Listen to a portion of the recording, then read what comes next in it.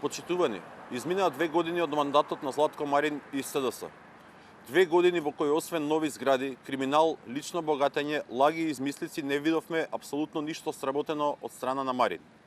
Предизборната програма со која градоначалникот ги лажеше жителите на аеродром најверојатно е заборавена, а можеби и изгубена, па не може да се потсети што ветувал. Изминатиот период посетивме повеќе населени места во општината, ги слушнавме граѓаните, поразговаравме со нив и кај сите постои револ поради лагите кои им беа сервирани, надевајќи се дека нешто ќе се подобри. Ново училиште Димитар Македонски, нова гимназија во аеродром, градинки во Мичурин и на улица Тодор Чангов, подобрена инфраструктура, нови паркови и зеленило, нова општинска зграда, мултинаменски културен центар, гасификација, паркинг простори, нова индустријска зона, нова амбуланта, во населба Лисиче затворен зелен пазар, комунален ред и хигиена на европско ниво. Можеме да видиме само на хартија. За жал, општина Аеродром е далеку од она што беше ветено. Наместо решавање на постоечките проблеми, успеавме да видиме како со недомаќинско работење може во една од најурбаните општини во Република Македонија да се создадат и нови проблеми, и тоа поради една и единствена причина – неспособноста на Златко Марин.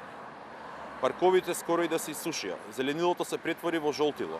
Секоја улица, секој парк, секое мало сведочат за негрижата на општината, за хигиената, контейнерите секојдневно се преполни.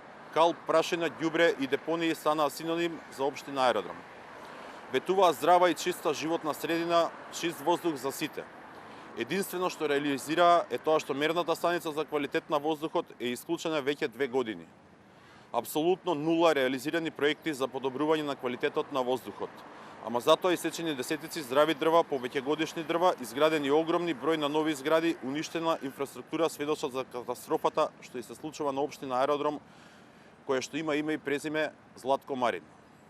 СДС покажа дека не знае како треба да се работи и тоа на сите ни е јасно и мора што поскоро да се замине. На Аеродром му е потребна обнова која ќе ја донесе крај на лагите и криминалот.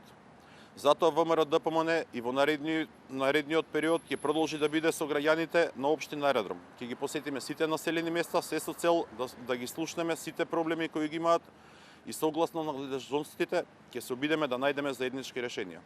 Благодарам на вниманието.